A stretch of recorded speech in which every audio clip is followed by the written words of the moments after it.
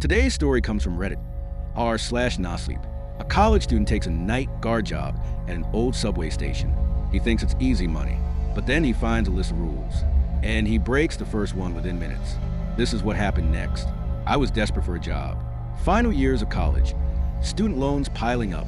Then I saw an ad in the local newspaper. Night guard our town's small subway station. I stay up late anyway, so I thought, why not? Just sit on my phone and get paid. The station was old, one platform, very few trains. The previous night guard had retired, and they hired me immediately.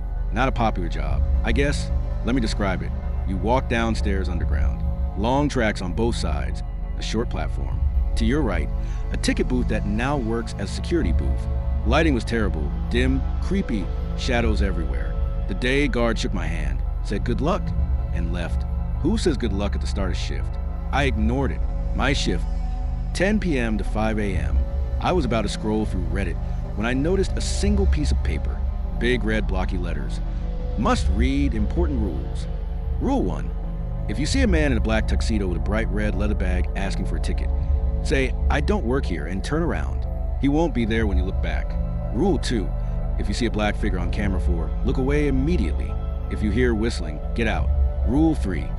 Around 12 a.m., a woman with an umbrella may appear. She'll be facing away from you.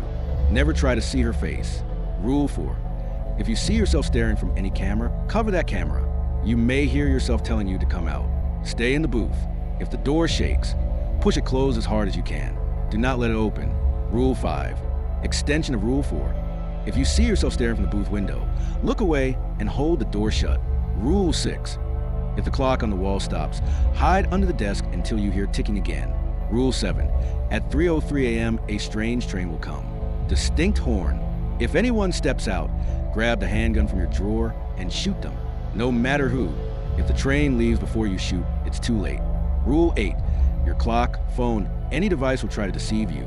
They'll show your shift end time early. If time feels wrong, stay put until you see people walking in. Rule 9. Only one normal train arrives at 11 p.m. That's the last until 5 a.m. Any other train, hide and wait. Rule 10. If you break any rule, we are not responsible for your safety. The safest place is on the tracks. I thought it was fake. Then a man in a black tuxedo knocked on my glass. I choked out, I don't work here. His face distorted, left eye growing huge, nose bending, mouth twisting impossibly long. I nearly threw up. He crawled out of the station. I just broke Rule 1. And I'm not coming back after this shift. I sat there shaking, rereading the rules. I tried to walk out, but shadows in my peripheral vision moved closer. I ran back to the booth. Then movement on a camera. Camera 4. A dark figure. No, a monster. For arms or tentacles. Razor points. Red, bead-like eyes all over its body. Things coming out of its mouth like twisted worms. Legs like fish fins. I tore my eyes away, covered the camera with my jacket. Then I heard it. A high-pitched whistle. Excited. Hungry. More whistles echoed. A black, sticky liquid oozed under my door. The color of nothingness. The color a blind man sees. And then the creature itself touched the glass of my booth. The doorknob rattled. Then another sound. A horn. Not like any train. A mix of moans and laughter, crying and shouting. The phantom train was coming. Even the creature looked scared. It spasmed and slithered away. The train pulled in. It had a human face on the front, like Thomas the Tank Engine. A natural grin. Huge cartoon eyes. I grabbed the handgun from the drawer. It was loaded. Someone stepped off the train. My little sister. She just turned 15. She looked dazed. Saw me, smiled. Then she saw the gun. Put it down, she said. Why are you doing this? The train blared its horn. Doors started to close. I pulled the trigger. Everything went slow motion. The bullet pierced the back of her head. Blood everywhere. She dropped like a stone. The train left, its horn mocking me. I ran back to the booth and broke down. Cried for hours. Was it really her? Did I just kill my sister? It's only 3:20 a.m. 2 more hours. I don't think I'll make it. This isn't a subway station. It's a portal to hell. As soon as I finished typing, I noticed the clock had stopped. I scrambled under the desk. Peeked out. My sister's body got up like nothing happened. Stared blankly ahead. Shadows twisting into weird shapes. I hid until the ticking started again. Checked my watch, 4:30 a.m. 30 minutes left. Then the clock started again. I checked again, 5 a.m., but that was too fast. The rule, My devices were lying. I had to stay until I saw real morning people. I scanned the cameras, avoiding camera 4. Then I saw myself staring from camera 2. Painful grin, eyes so wide they might pop out. I looked away and came face to face with my twin outside the booth window. I jumped to the door and pushed. The door opened inward, so I just had to hold it. My twin battered against it, bloody shoulders, but he didn't stop. I grabbed the handgun again. He rammed through. I shot 3 rounds into his head and neck.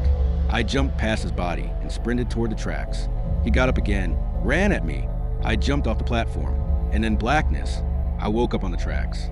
Knees broken, left wrist swollen, deep gash on my forehead. My phone was shattered. My watch still worked, 4:05 a.m., but I didn't know if it was real. I couldn't climb back up. I lay there ready to die. Then a woman with a black umbrella walked in, facing away from me. I called out, "Hey, can you call for help? I'm stuck." She turned around. I broke another rule. But instead of killing me, she looked shocked, asked if I was okay, said she'd call an ambulance. I mumbled thanks and passed out. I woke up in a hospital. Somehow I survived. I broke almost every rule. And my sister? Still alive. I told my family I fell down the stairs. They didn't believe me, but I can't tell them the truth. Then I got a text. "Congratulations. You've been promoted to work as a night guard on our only night train. $100,000 deposited for your first shift. See you in 2 weeks." That story was posted on Reddit's r/nosleep. Real or fiction? You decide. Drop a comment. Would you take that job for $100,000? And if you have your own creepy experience, share it below. Don't forget to like and subscribe for more Reddit stories every week. I'll see you in the next one.